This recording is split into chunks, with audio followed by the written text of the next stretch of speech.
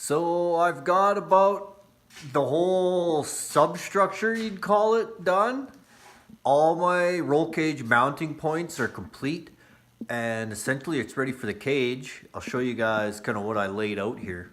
So as you guys saw in the previous video, this is the frame rail on the passenger side, right? Where it ties in right into that lower control arm mount there. On the passenger side here, I've also got this pad in the back. That's over the rear control arm mount. And then I've got this pad right here on the shock tower now. That's going to attach a bar straight across to the shock towers to keep them solid. And then my down bars will tie into those as well. All the major work was done on the driver's side. So I put the frame rail in exactly the same as the other side. Then I tied it in to a whole second rail and ran it right along the rocker panel. Welded it from the rocker panel right to the floor. Tied it in right here into the floor and into the frame. And then over there, it's tied into the frame.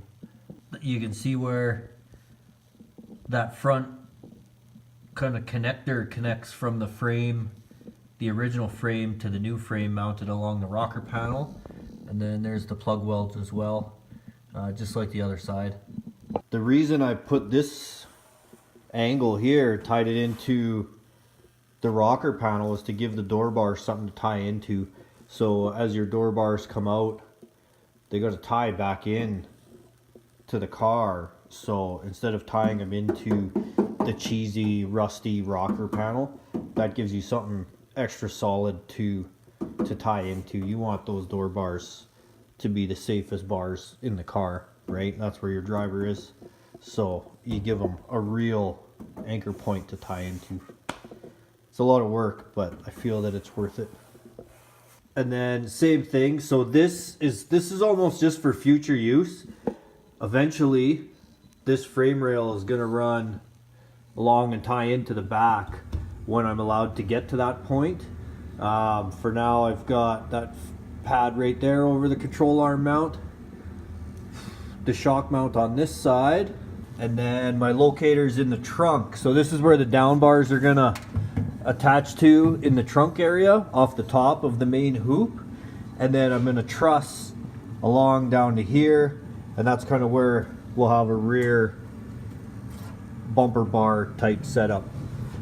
Last but not least, in the front, I've got pads on each of the shock towers, and I'll have a bar that ties into the dash bar from each one of those.